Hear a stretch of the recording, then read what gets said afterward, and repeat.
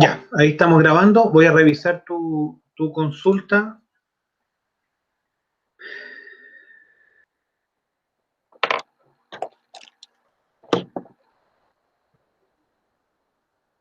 Sí, creo que lo comenté en otro momento. Se me ocurren básicamente dos maneras de abordar la pregunta final. Primero que todo, considerar que independiente del camino que uno siga o la estrategia que uno siga para poder responder a la pregunta, lo importante es que la pregunta sea respondida de acuerdo a los aprendizajes que tú en este caso has recibido, a partir de las lecturas que tú has recibido y ojalá que a partir de aquellas como de los aprendizajes que tú has recibido tanto en un periodo como en el otro. Es decir, también hay elementos de continuidad entre los periodos y hay como comunes denominadores que te hacen a ti darte cuenta de que la música cuando ha transitado dentro de ciertos contextos históricos ha tenido mutaciones, ha tenido cambios, pero también ha mantenido a lo mejor algunas cosas que son como similares, sobre todo desde el cómo la música emerge y se conecta con las comunidades. Entonces, primero decir eso, que la respuesta recoja los aprendizajes que han recibido. Entonces, obviamente que no vamos a encontrar dos respuestas iguales. Tampoco quiero que la respuesta, no sé, pues imagínate que ya, una estrategia, la rápida. Coloco una pregunta similar y la busco la respuesta en Wikipedia y según lo que aparece en Wikipedia yo lo registro y lo paso para la hoja. No, eso es solamente conocimiento e información general que a mí no me da, no refleja la reflexión que se ha realizado a partir de esos contenidos.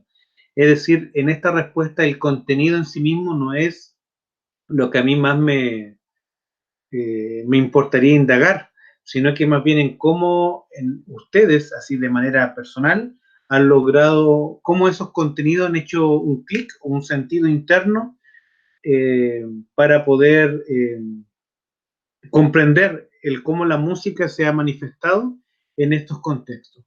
La Edad Media es larguísima, el Renacimiento también, estamos hablando de casi 1000 años de historia, entonces es bastante, de verdad es re fácil hablar de la Edad Media y del Renacimiento, pero si lo miramos así como en estricto rigor, lo que nosotros hablamos es una mirada muy sutil, porque estamos hablando de muchos, muchos años de historia y además que desde siempre la abordamos teniendo en cuenta cómo la música ha emergido con características que han impactado hasta el día de hoy. Entonces también eso hace que uno entre en ciertos contextos y a veces no se consideran otros.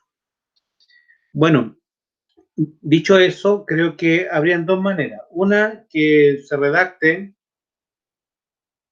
una parte donde se dé cuenta sobre aspectos de la Edad Media, otro donde se hable del Renacimiento, y en una tercera parte una suerte de síntesis donde se confronten ambas ideas, de ambos periodos.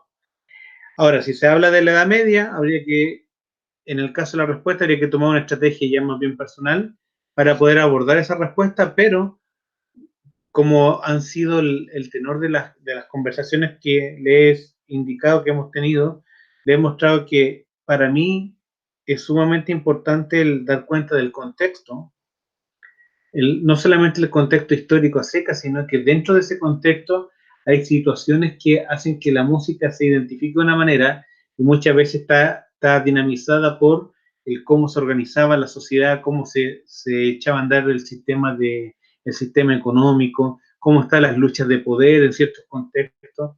Entonces, de una u otra manera, la música va como a reflejar ese contexto. Entonces, creo que abordar el contexto general siempre va a ser sumamente importante, porque la música como dije recién, va a reflejar ese contexto.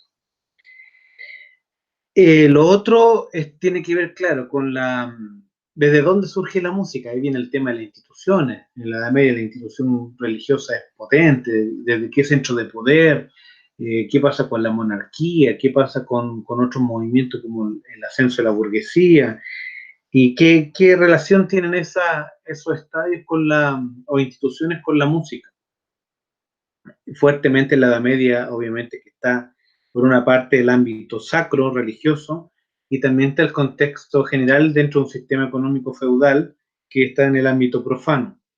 Entonces, como dimos cuenta, la religión igual aportó, no es la religión, ahí estoy equivocado yo, es como la iglesia tenía el monopolio del conocimiento, son personas, sacerdotes principalmente, que de una u otra manera desarrollaron una música más bien estudiada, a diferencia de otra, estudiada como cognitivamente, racionalmente, y tratando de relacionar lo práctico con lo escrito, y lo escrito a su vez con una dimensión más simbólica que tiene que ver con la dimensión religiosa. Y por otro lado, la práctica de transmisión oral que más bien viene avanzando desde el mundo profano, con los trovadores, los juglares, etcétera, los goliardos, etcétera. Bueno, lo mismo habría que hacer en el Renacimiento, ver el contexto general, y obviamente que para todo eso una plana es nada, es muy poco. Por eso que le dije yo que la extensión es de 3 o 4 páginas, dado el contexto de la situación que estamos, pero tienen harta información para comentar. Pero obviamente que la aportación de ustedes y los aprendizajes de ustedes es lo que me interesa. Es decir, si se habla del ámbito, del contexto general, se contextualiza en lo que había y uno puede ocupar aportes, los libros, las lecturas que uno tiene, pero inmediatamente la reflexión de ustedes. Si se habla de cómo la música emerge de ciertas instituciones, lo mismo, la información que circula y la, la aportación de ustedes de cómo reflexionan el problema.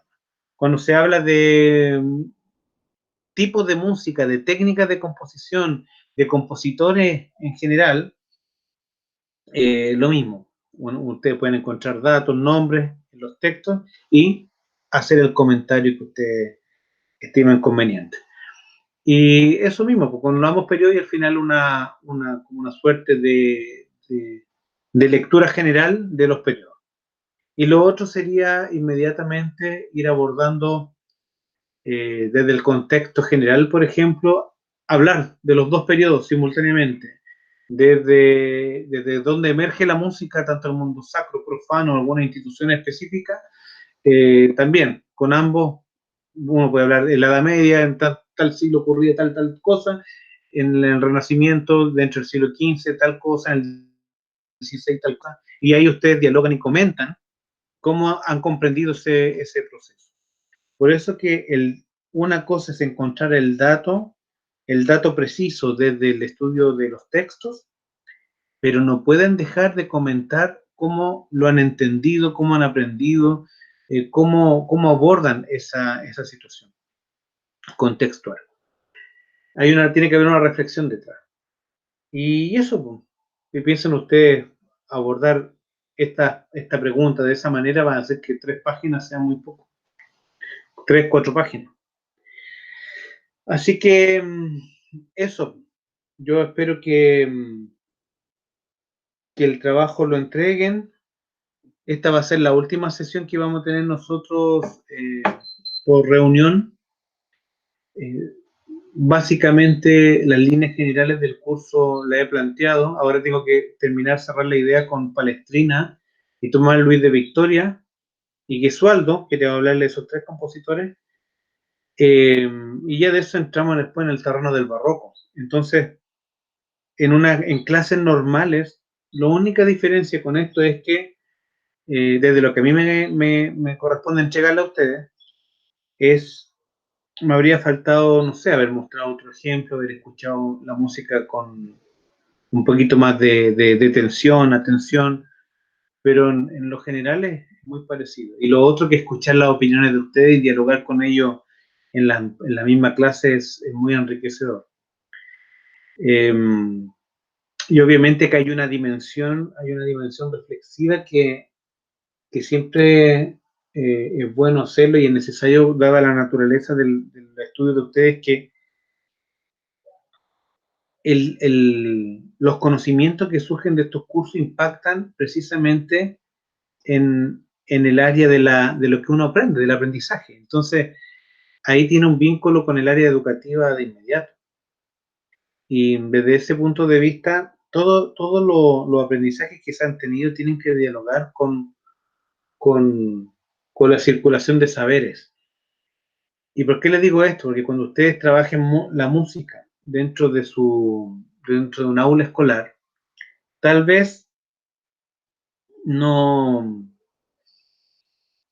obviamente que esta música no va a estar dentro del interés de su estudiante, ¿no? Van a andar con la música que se escucha más en el momento actual, pero el cómo abordar el fenómeno de la música dentro de contextos culturales específicos, creo que es lo mismo, independiente de la época. Entonces, si realizan este tipo de trabajo dentro de una sala de clase, a sus estudiantes le pueden también solicitar trabajos como este, de investigación, de exposición, y ustedes a su vez pueden indicarles nexos, caminos, para decir, mira, esto que haces, por decir algo, el hip hop, donde hay un tipo de contrapunto imitativo, ya se había previsto en tal época, en tal periodo. Y a lo mejor, y eso sería mucho, sería más bien, perdón, más beneficioso, es si uno de repente pudiese generar la interdisciplinaridad y darte cuenta que a veces en historia o en otro curso, el lenguaje, por ejemplo, dentro de la asignatura que se imparten en los liceos, pueden también aportar a los contextos que se están tratando desde la historia, desde el lenguaje, etcétera, y que la música también apoye a la formación de los estudiantes dentro de esa área. Entonces el trabajo histórico es sumamente importante para poder generar la interdisciplinaridad.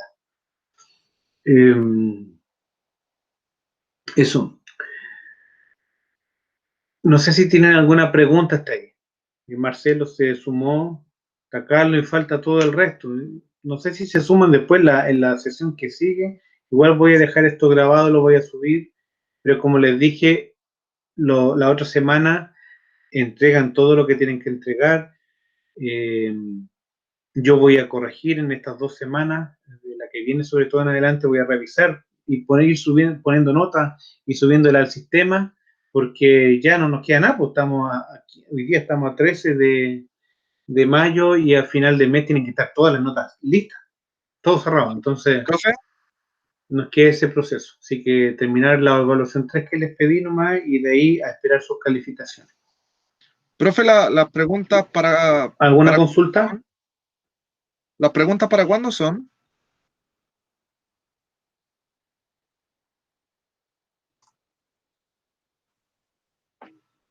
profe, aló, profe. ¿No? ¿Marcelo? No, no escucho.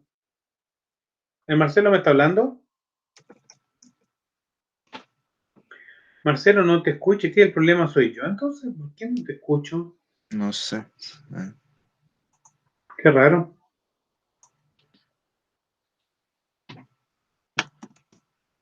Oye, ¿saben qué? Voy a hacer una cosa. Capaz que sea yo el problema y no me he dado cuenta. Voy a cerrar la sesión y voy a volver a entrar. ¿Les parece?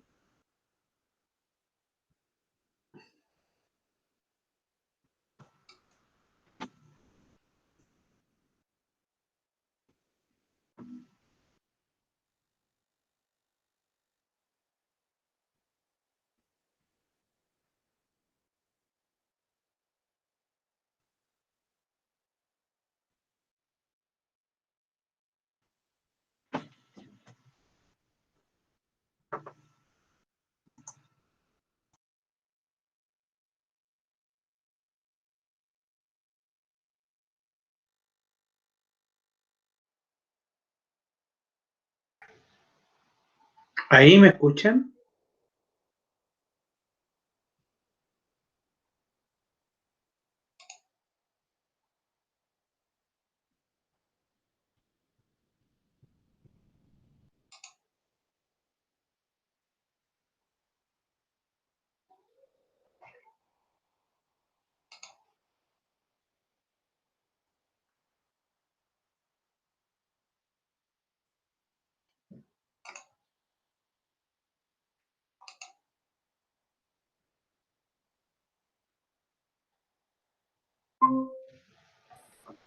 Marcelo, parece que ahí sí. ¿Ahora sí? Sí, ahora te escucho. Entonces, Ah, ya.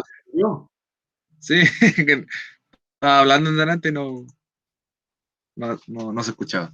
no, nada. Y falta tu compañero, a lo mejor también. Cuéntame, Marcelo, ¿cuál es tu consulta? Eh, bueno, primero la fecha de entrega, ¿cuándo es de este trabajo?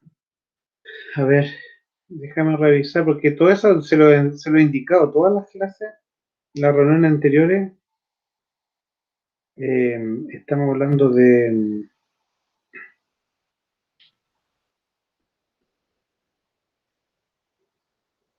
el 20 de mayo, el otro miércoles, Ya, el otro miércoles.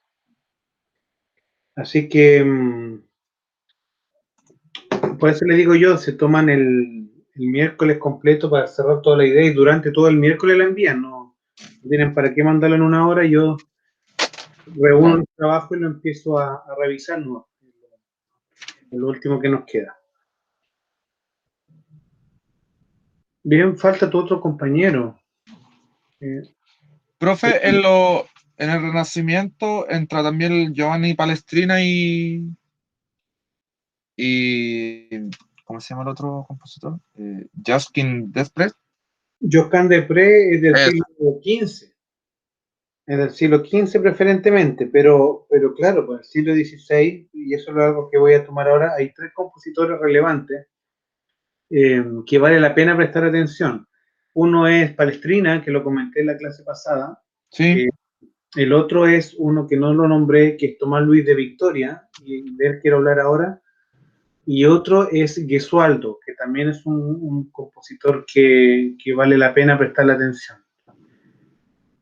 Así que lo único sí que creo que de Gesualdo aquí en mi casa no tengo una información musical, tendría que buscarlo así como en YouTube. Así que cuando ya empiece a hablar de los compositores, eh, pido disculpas porque seguramente si no lo tengo acá en mi disco duro, voy a tener que buscarlo en YouTube ya. para mostrarlo. Y a veces eso, uno entra a YouTube y te colocan comercial y cosas así. Entonces, pero Sí, son tres compositores que vale la pena prestar atención. Quiero saber qué le pasó a tu compañero nomás, que no no, está, no sé. que fue el primero en conectarse. Bueno, eso, ¿tienes tú alguna otra consulta? No, por lo que entendí de lo que estaba explicando anteriormente era que lo ideal es que en Ahí una sí. página, ahí está, en una página desarrollar la Edad Media, en la otra el Renacimiento y posteriormente relacionar ambas o ir desarrollando a la par Claro. las dos épocas. Y la aportación de ustedes en cada idea que entreguen, en cada dato que entreguen, eso para mí es fundamental, porque ahí está la comprensión, pues, la comprensión del proceso, la Claro, comprensión de los contenidos, etc. Bueno, y lo que le estaba diciendo yo es que de una u otra medida, en una u otra medida, este tipo de trabajo que estamos haciendo es un procedimiento que se puede emular en cualquier tipo de actividad de estudio historiográfico donde la música tenga cabida. Y si ustedes están trabajando en un liceo, en un colegio, pueden solicitarle a sus estudiantes también mirar las prácticas musicales que están cercanas a su cultura musical y estudiarla, indagarla también en su contexto, en cómo se expresan las músicas, las cualidades que presentan, cuáles son las ideologías que a veces determinan una mirada musical u otra, cuáles son los propósitos que tienen esta música, los alcances, las implicancias que tienen dentro de los sistemas sociales. claro, Creo que ese es un camino. Y lo otro que les comentaba también, el carácter interdisciplinario que se le puede dar a una clase de música dentro de un contexto escolar, dado que hay otras asignaturas que también están tratando otros contextos y donde la música puede entrar perfectamente, ¿no? Para poder aportar también con lo que a nosotros nos compete. Ya, pues, entramos entonces en terreno, simplemente no sé cuánto me tome, pero quiero mencionar a tres compositores que son súper importantes en el siglo XVI. Uno de ellos es Giovanni Pierluigi Palestrina, y que es un compositor, como les comentaba la vez pasada, que fue contratado por la iglesia, era un compositor romano, fue contratado para poder señalar una ruta que clarificara el cómo debía comportarse la música dentro del modelo de la contrarreforma, que también la comenté la vez pasada, para que la música aportara al, como la, ¿cómo lo puedo decir? Para devolver la confianza de los fieles frente a la iglesia. Es decir, la iglesia pierde adherentes, es mirada con desconfianza frente a las prácticas, eh, hacia los servicios que prometía entregar y los cobros que hacía mediante esos servicios, que también lo comentamos la vez pasada, y que de una u otra manera hacen ver que la música se utilizó como un dispositivo, como una estrategia para persuadir, para convencer, para hacer circular saberes. Nuevamente, ya que ustedes en un momento que no se den ni cuenta van a estar haciendo clase, se van a dar cuenta que la música no solamente tiene una función para entretener ni para mostrar belleza. La música está siendo utilizada con una intencionalidad. Esperemos un poquito.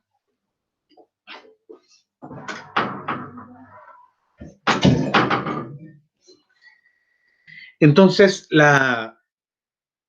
creo que lo relevante de este tipo de reflexión que nosotros iniciamos acá es precisamente ingresar en el develamiento, ¿sí? De quitar el velo y poder observar cómo la música está siendo movida con, con fines que benefician a ciertos grupos. En este caso, con Palestrina, tenemos el caso de un contrato de trabajo que se le asigna a un compositor para poder dar a conocer lineamientos generales que la Iglesia, a través del Concilio de Trento, habría estado buscando para poder devolver la confianza a los fieles y no perder el tema de la comunicación.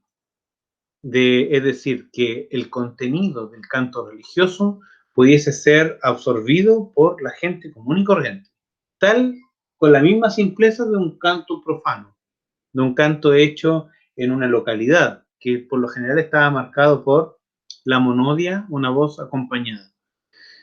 Y cuestión que le dije yo que también se iba convirtiendo más complejo, porque esta monodia acompañada, desde que el acompañamiento empieza a enriquecerse con estas técnicas de contrapunto que ya tenía el motete, que la iglesia cuestionó por lo complejo que era, y no lo cuestionó por lo complejo, sino que al llevar esa técnica, el canto vocal, el texto para ellos no se entendía, le faltaba precisión, etcétera. Pero los instrumentos mantienen eso, entonces el tipo de contrapunto ejercido en los acompañamientos de la voz se enriquece. Un ejemplo de ello son el surgimiento del madrigal, por ejemplo. El madrigal era un tipo de canto muy similar a lo que llegó a ser el motete, pero con contenidos profanos, con textos profanos y con la herencia musical profana. Entonces, se enriquece el canto profano bastante. Pero el canto religioso buscaba, más que complejidad que había conseguido, buscaba simpleza. Entonces es como una cierta paradoja en el siglo XVI. Por una parte, el mundo profano se vuelve más complejo en el ámbito de las técnicas y los modos de expresión, y por otro lado, el mundo sacro se busca intencionadamente ser más simple y directo en su mensaje.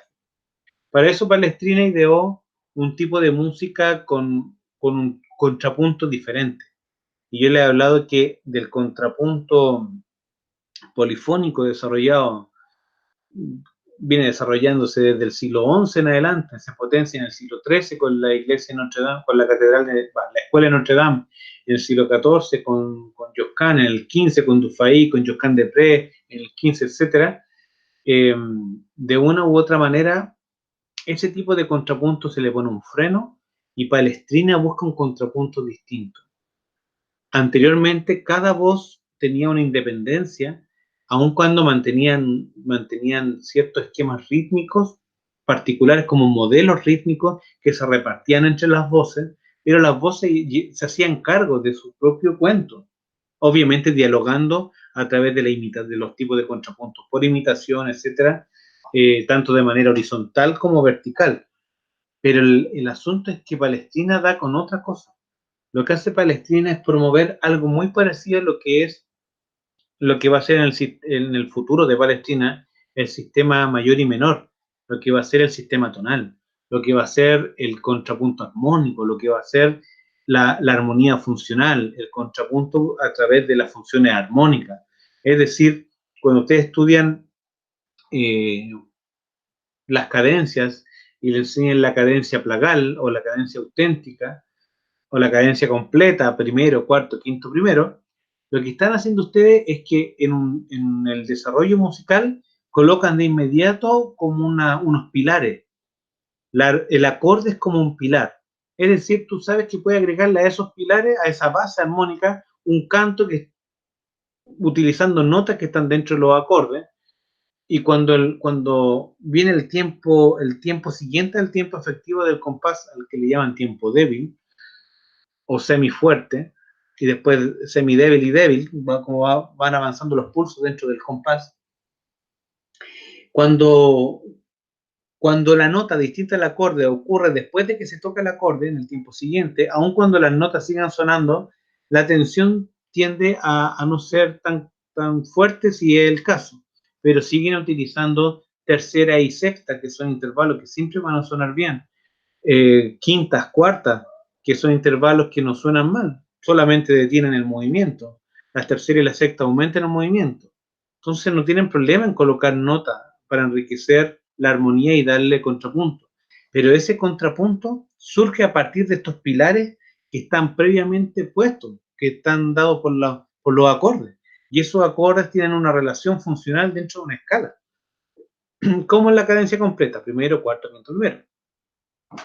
Entonces, Palestina da con eso. Intervalos como los de séptima que generan tensión también van siendo trabajados, van siendo tratados. Se presenta la tensión, se resuelve la tensión, etc. Y eso fue lo que les traté de mostrar la vez pasada. Les comentaba también que en el fondo trabaja harto el cambio de modo Palestrina, que es cuando uno tiene un acorde menor, por ejemplo, si yo digo do, mi bemol, sol, es un acorde de do menor. Si yo digo do, mi, sol, es el acorde de do mayor. Entonces, lo que hace la diferencia entre un acorde menor y un acorde mayor es que la tercera del acorde que identifica el carácter del acorde, si es mayor o menor, simplemente se va a distinguir por si lo tengo bemol o lo tengo natural.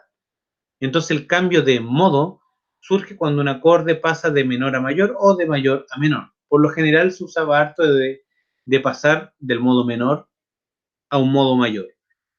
Pero eso era muy distinto, y que también se los comenté la clase pasada, con lo que le precedía a las técnicas utilizadas previo a Palestrina en la polifonía, es que se utilizaba el sistema más bien modal. Y el sistema modal, mire, es como si ustedes compararan los sistemas que usa el jazz a un sistema que usa la música popular. Son distintos, son diferentes. En el jazz ocupan el sistema modal, donde una escala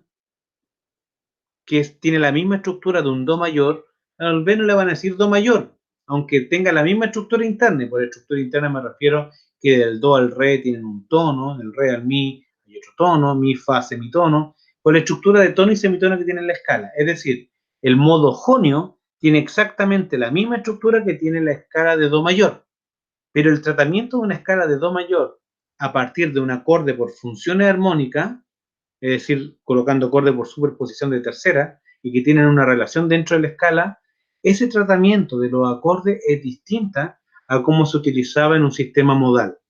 Porque en un sistema modal, lo que usaban en el sistema de la música ficta o música falsa, que en el fondo era alterar notas dentro de esa escala, y lo que hacían era modificar los modos. Entonces, yo podría hacer un do jonio pero yo también podría hacer un re jonio. ¿Cómo lo podría hacer? Manteniendo la estructura del jonio. Por ejemplo, el jonio parte con un tono, de do a re, tono. Si yo quiero hacer un re jonio, de re a mi, tono. Ya, vamos súper bien. Después el jonio tiene, voy a utilizar la referencia del do para poder entenderlo. Tiene do, re, tono, re, mi, tono. Entonces, en el re tengo re, mi, tono. Después viene mi, fa. Ah, no, pues ahí tengo semitono. Entonces, para ir ajustándome al jonio desde el re, entonces tengo que colocarle un fa sostenido. Entonces ahora tengo re, mi, fa sostenido, y ahí llevo dos tonos. Y con eso coincido con la estructura del jonio que tiene do, re, mi. Después viene mi, fa, semitono en el jonio. Entonces, en el caso del re, que quiere ser jonio, tengo que tener la misma estructura, dos tonos y un semitono. Re, mi, fa sostenido, y de fa sostenido lo dejo en sol. Y ya tengo un tetracorde, una primera parte del modo que estaría transformando, solamente colocándole un sostenido al fa en un re, que a lo mejor era dorio en un principio y cambia a ser un re jonio. Eso se llama intercambio modal. Solamente alterando el fa sostenido, transformé la estructura de una escala que pasó de un dorio, que sería de re a re, a un re, pero que se transforma en un re jonio porque tiene la estructura del jonio. Bueno, el intercambio modal y el cambio de modo son dos cosas distintas.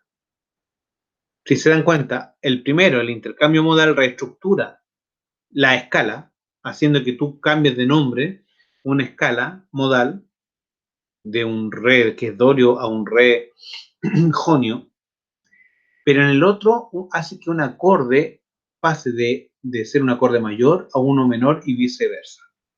Tiene otra connotación el cambio de modo.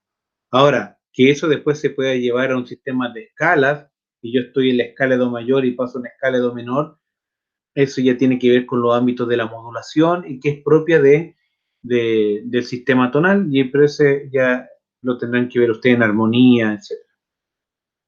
Bueno, entonces Palestrina, en estricto rigor, lo que hace es cambiar de lo que era este sistema modal a un sistema que empieza a parecerse cada vez más al sistema que nosotros conocemos como el sistema tonal. ¿Qué es lo que faltaba en la época para afianzar el sistema tonal?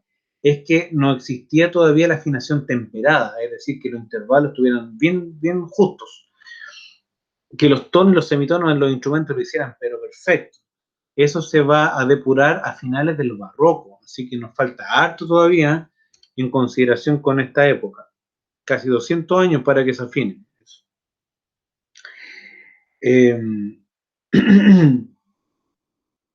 Entonces, eso. Pero como Palestrino utilizaba el canto coral, y esto es lo interesante, el sistema que él empleaba funcionaba porque el canto ya tiene un temperamento propio. Nosotros podemos cantar con precisión los intervalos. El instrumento puede que de repente se destemple, estoy hablando en su momento, pero la voz puede darlo. Entonces hasta lo que yo sé, Palestina compuso casi todo yo diría todo para voces, para cantos corales, pero nunca se sabe, porque a lo mejor también compuso para instrumentos y yo lo desconozco, aun cuando en las lecturas que ha realizado siempre suele afirmarse que preferentemente trabajó, en algunos casos se dice de plano que trabajó solamente el sistema del canto coral para aplicar su sistema. Bueno, eso con Palestrina. Hay otro compositor que se llama Tomás Luis de Victoria. Este compositor es muy interesante porque Tomás Luis de Victoria es un compositor español. Y era tan capo este compositor español, se destacó a tal medida que se ganó una beca. Y la beca de él fue ir a estudiar ni más ni menos con Giovanni Pierluigi Palestrina, que sería algo así como el compositor top one de los compositores en su momento. Así que Tomás Luis de Victoria se fue a estudiar con Palestrina. Pero miren lo que va a ocurrir. Tomás Luis de Victoria maneja técnicas de composición que vienen dadas por el motete, pero cuando estudia con Palestrina va a empezar a conocer el otro modelo. Y entonces, de una u otra manera, va va a incorporar ambos modelos su quehacer musical, va a manejar ambas técnicas. Hay algunos musicólogos, de hecho tengo un documental donde se habla algo como eso, eh, donde se indica que Tomás Luis de Victoria llegó a ser un compositor, eh, ¿cómo lo puedo decir? Como más competente, no sé si más competente, pero en el fondo dicen que fue el mejor compositor del siglo XVI, más que el mismo Palestrina, aun cuando fue discípulo de Palestrina. Pero hay otros que simplemente ven que aprendió otro estilo y se destacó en el otro estilo tanto como Palestrina. Pero fue un compositor muy fino, muy complejo y hizo una música muy profunda y muy bella. Entonces quiero buscar ahora precisamente unos ejemplos de Tomás Luis de Victoria. Espérenme un poquitito que entro a mi...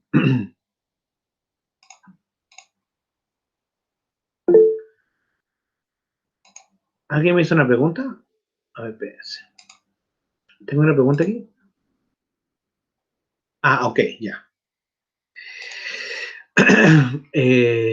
Veamos, ojalá que no me falle esto. Tomás Luis de Victoria. Aquí tengo. Voy a compartir la imagen. Ah, pero aquí tengo este mejor. Mi partitura.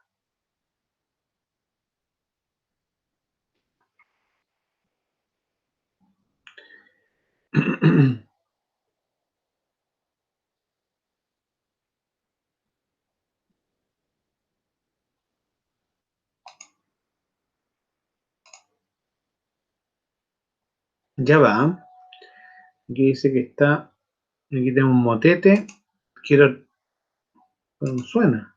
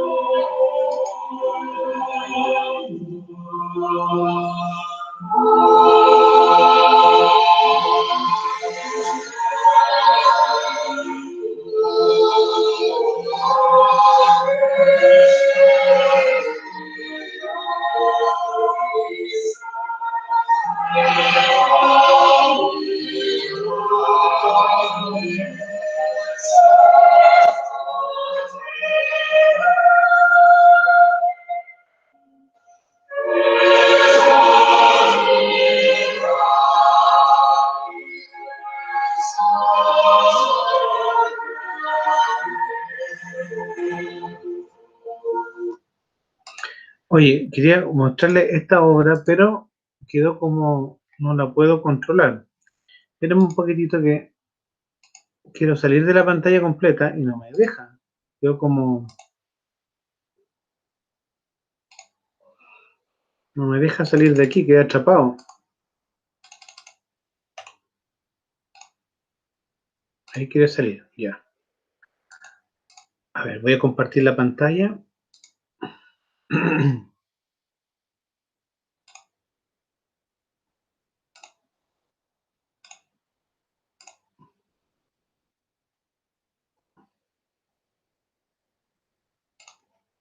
Ya, ahora creo que sí. Vamos a ver. Aquí tengo un ejemplo cortito. Tengo la obra completa, pero este tiene pentagrama para observar un poco cómo va tratando la textura contrapuntística Tomás Luis de Victoria.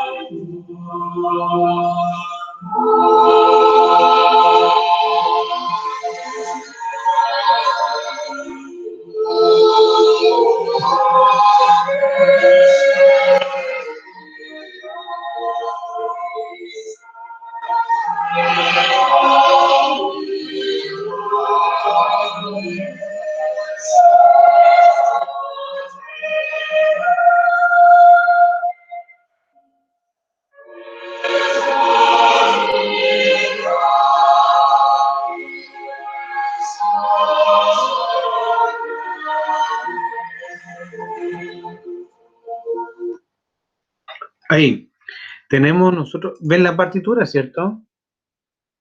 Fíjense que Sí se ve. acá tenemos parte con una quinta descendente, como está acá, do, fa, y después salta de fa al do con una quinta ascendente.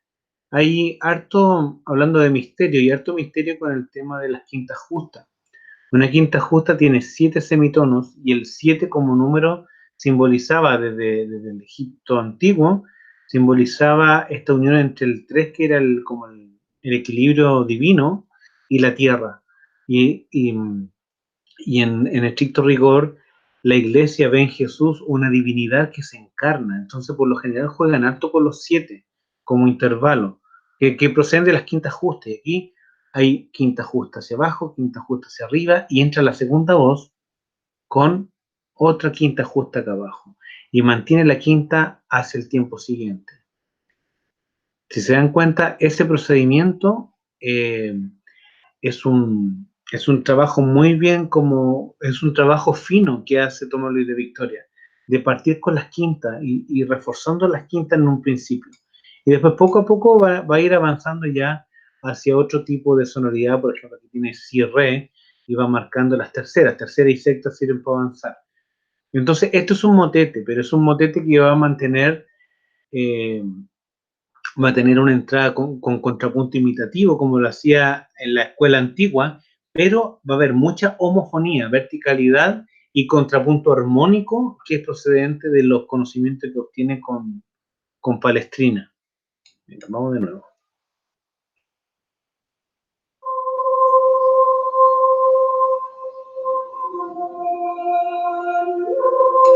Entonces, acá aparece un concepto.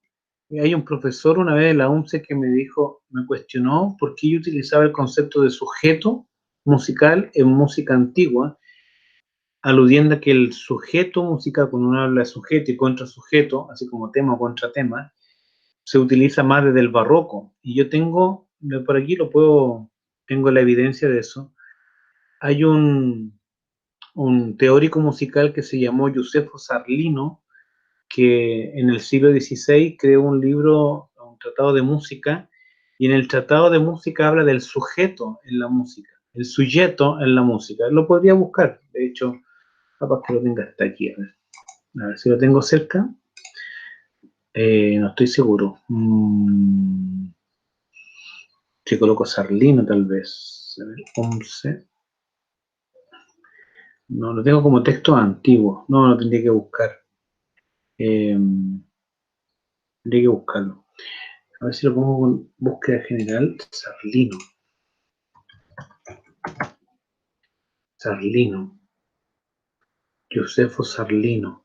No, tendría que buscarlo. Pero tiene un texto que se llama precisamente que menciona el sujeto en la música. A ver, Sarlino será este. Veamos. ¿Siguen viendo la pantalla? Sí. Sí. A ver. Ahí se escuchan las dos voces. Precisamente eso. Mira, uno de ustedes habló primero, el otro después. El sujeto es una voz de un sujeto, de una entidad en sí misma, y que va acompañada con otra voz que es la del contrasujeto. Sujeto y contrasujeto van dialogando dentro de un discurso sonoro. Y en el siglo XVI ya se identifica esa noción del sujeto, es como un motivo principal o una idea temática principal que va dialogando con otras voces con el cual se genera una suerte de diálogo con esa voz. Es como una pregunta y respuesta, una cosa así. No creo, no. ¿Sabes por qué no? Porque yo podría colocar que el sujeto haga una pregunta y el contrasujeto podría hacer otra pregunta. No necesariamente una respuesta a la pregunta. Ah, Simplemente ya. una idea temática que se complementa. Podría ser una respuesta. Podría ser una respuesta, pero mira, yo te podría decir que a tu pregunta sí, podría ser una respuesta, pero no es lo único, porque muchas veces el contrasujeto en este caso también responde. Mira, aquí creo que tengo a Sarlino, a ver, que estos son textos tan antiguos. Y esto es un original, además, un escáner original. Y no lo veo. A ver, tiene que... Aquí. Apareciendo el texto. Veamos. Chuta, todo esto va puro... A ese profesor no le respondí yo con estos términos porque en realidad hubiese sido tiempo perdido. Aquí parece que está. Mira, aquí, no sé si ven la pantalla, lo voy a marcar donde está el cursor. Dice, del sujeto de la música. De la música. ¿Lo ven? Ahí lo marqué. ¿Lo ven o no? Del sujeto Sí, de la música. sí, sí lo vemos. Ahí. Claro, entonces, ya aquí en el siglo XVI, en este tratado de teoría musical, ya encontramos nosotros nociones como esa, ¿ah? Del sujeto musical. Miren, la música de la subalternata a la aritmética. Mira cómo mezclan la matemática, la aritmética con la música. ¿Se dan cuenta que la música era como considerada un saber que se vinculaba con otra área del saber?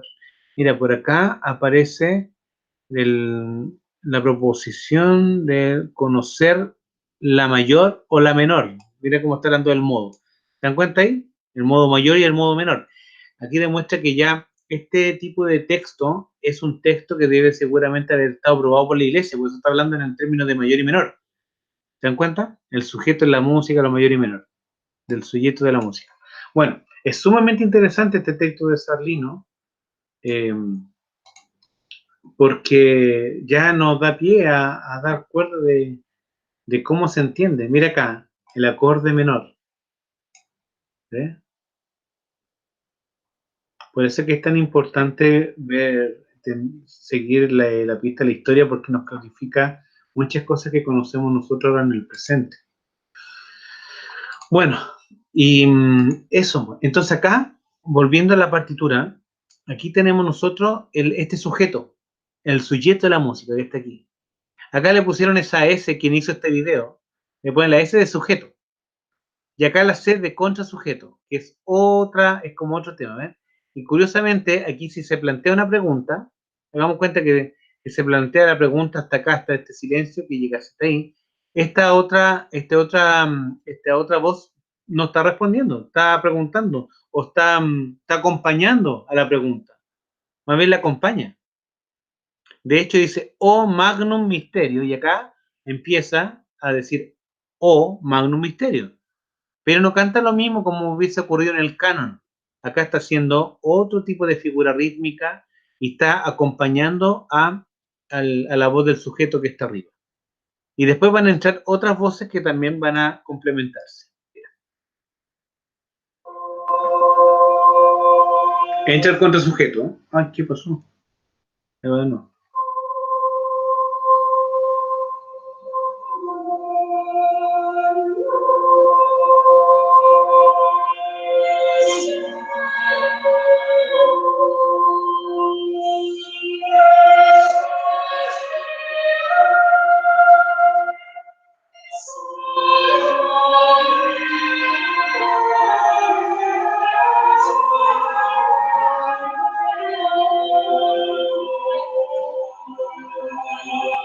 Ya, aquí, entre gramentum y aquí que viene el melisma, tarán, tirarán.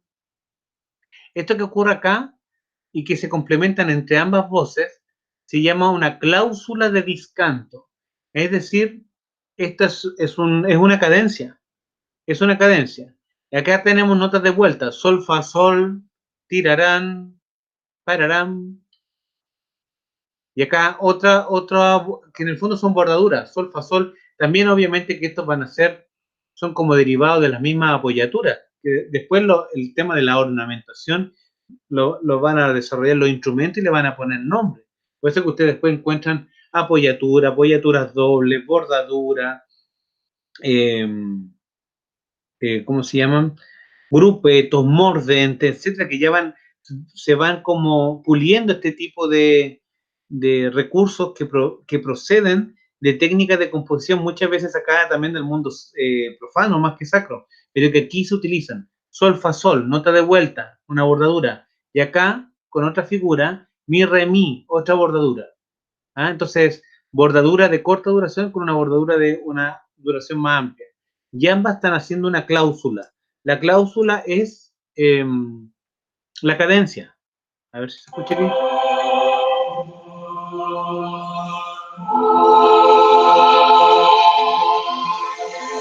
A ver, parece que no.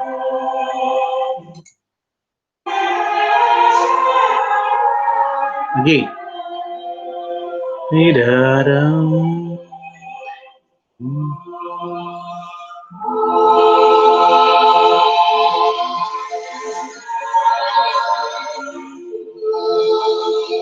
Contrapunto armónico, muy al estilo de Palestrina.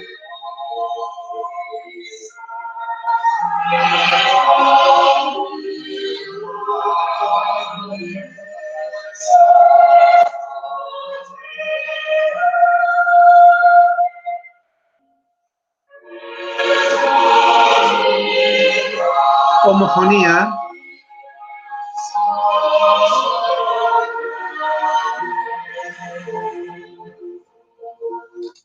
Si se dan cuenta, en algunos pasajes el motete contrapuntístico está funcionando. Por ejemplo, acá dice magnum arriba, magnum segunda voz, terium tercera voz, magnum la cuarta. No todas dicen lo mismo, ni de la misma manera.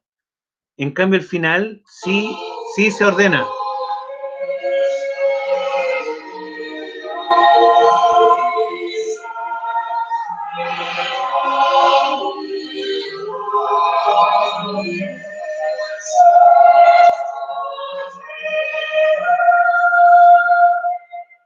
Ahora, homofonía. Todo el mismo texto.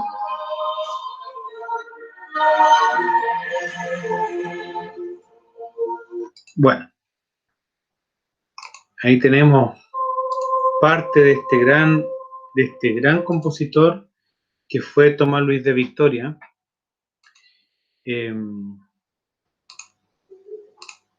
Puede que tenga otro ejemplo más para mostrar. Veamos aquí.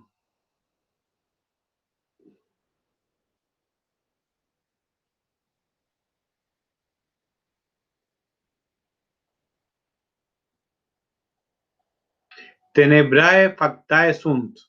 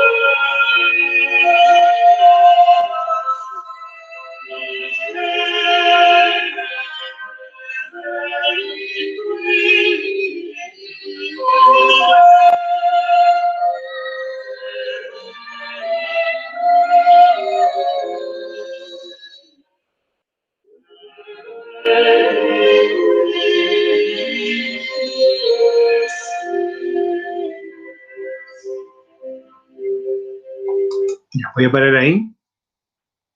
Le voy a subir estos audios por si le interesa escucharlo. Ojalá le interese escucharlo de manera más tranquila.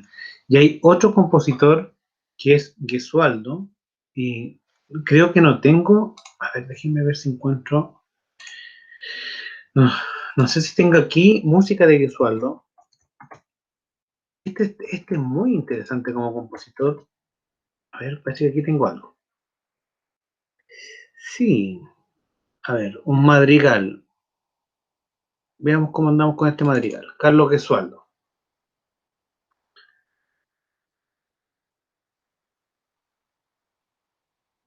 Pensé que no tenía. Vamos a verlo de nuevo. Miren, mientras esta cosa carga mejor, Gesualdo fue un compositor bien, bien cuestionado en algunos aspectos. Es decir, mira, por cómo fue su vida, yo preferiría no hablar de Gesualdo, porque yo diría que más bien parece la historia de un asesino. De hecho, mató a su mujer. Encontró a su mujer con un amante y no halló nada mejor que matarlos los dos. Y este fue un compositor italiano, era un conde, mata a su mujer, mató a la pareja de la mujer, al amante en este caso, los colgó, los dejó muertos colgando y al parecer les mandó, mientras estaban colgados, colocaba música coral, así como. Eh, no, es como muy en los Hannibal Lecter, es una historia horrible.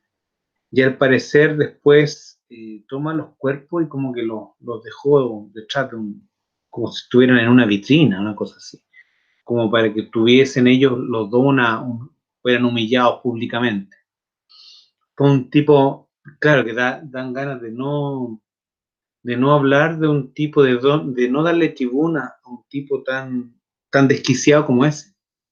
Pero resulta que la música que hizo, estando bien desquiciado, es una música bien avanzada para su tiempo y que de una u otra manera marcó cierta originalidad y un distanciamiento con lo que es la música de Palestrina y la música de Tomás Luis de Victoria, primero que todo porque no era religioso y segundo porque la música la llenó de cromatismos, muchos cromatismos. Miren, no estoy tan seguro si en este ejemplo que les voy a mostrar se da a conocer ese cromatismo.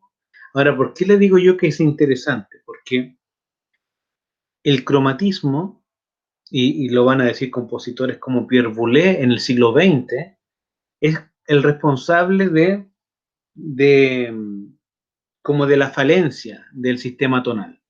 Es decir, cuando uno realiza un pasaje cromático, nunca sabes tú a ciencia cierta en qué tonalidad estás.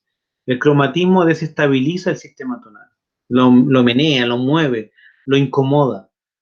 Y aquí estamos mostrando que lo que se está buscando es todo lo contrario, porque se estabilice. Es lo que le he dicho todo este rato, el siglo XVI es un siglo que desde la iglesia están buscando estabilidad en el sistema, no desestabilidad.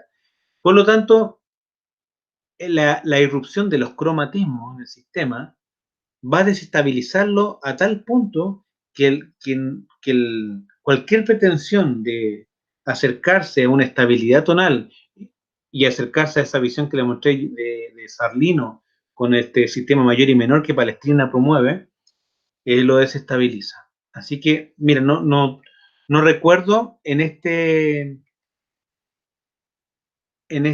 madrigal si aparece lo que les voy a comentar, pero vamos a escuchar. Ojalá que sí, para que vean, se puede ejemplificar con música lo que le acabo de comentar.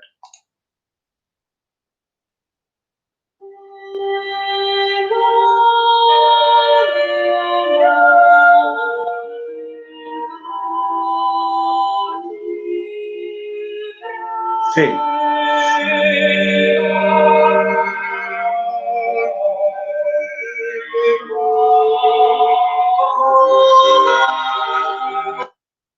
Oh, ¿qué pasó?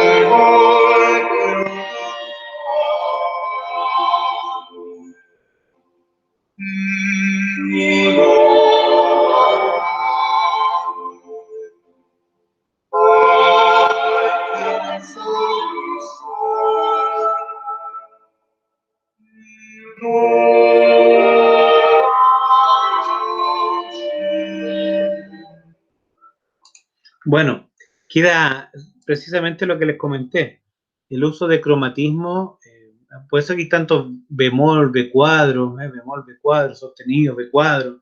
El B cuadro permanentemente va a marcar el tema de la graduación interválica, que va a hacer que el pasaje sea cromático.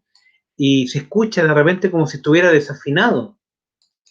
Se escucha como si estuviera desafinado, es como hay algo raro, claro, porque no se estabiliza dentro del sistema y se desestabiliza.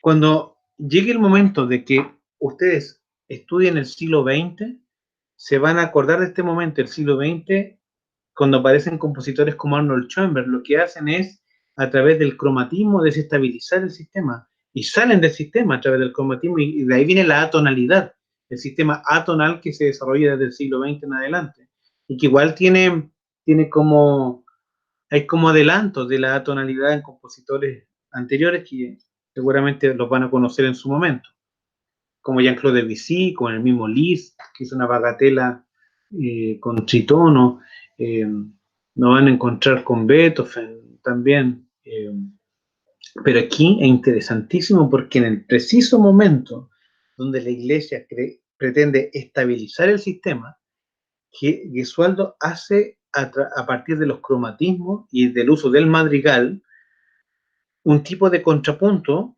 que desestabiliza incluso al mismo motete.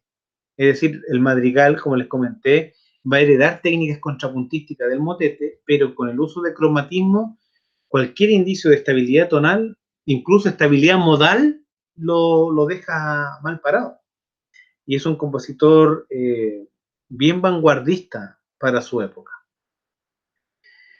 Bueno, eso. Como les comenté, yo llego hasta acá, la otra semana ocupen su tiempo para entregar bien los trabajos. He logrado hablarles desde la Edad Media hasta el siglo XVI de la mejor manera que he podido, con los medios que hemos dispuesto. Insisto en algo, creo que la única diferencia con una clase normal hubiese sido poder verlo a ustedes directamente y haber dialogado más cara a cara y haber dejado los audios un poquito más rato o haber mostrado otros ejemplos complementarios. Así que de todas maneras, todos estos videos yo los subo. Espero que aquí tengo 2 personas, entonces tampoco puedo llegar y largar cosas porque no sé si otras personas tienen acceso a la información o no. Pero todo va a estar respaldado en la plataforma. Ojalá puedan escuchar lo que les envío. Yo no les pido que escuchen todo, pero sí que escuchen a veces 2, 3 minutos, pero tranquilos, dialogando con lo que van leyendo, con las reuniones que tenemos, las cosas que se han dicho, los aprendizajes que van recibiendo y las inquietudes propias que surjan de ustedes. Eso, Marcelo y Carlos, nos estamos viendo y que estén súper bien. Ya, profe, muchas gracias, igualmente, que esté bien. Saludos. Igual, chao. Chao.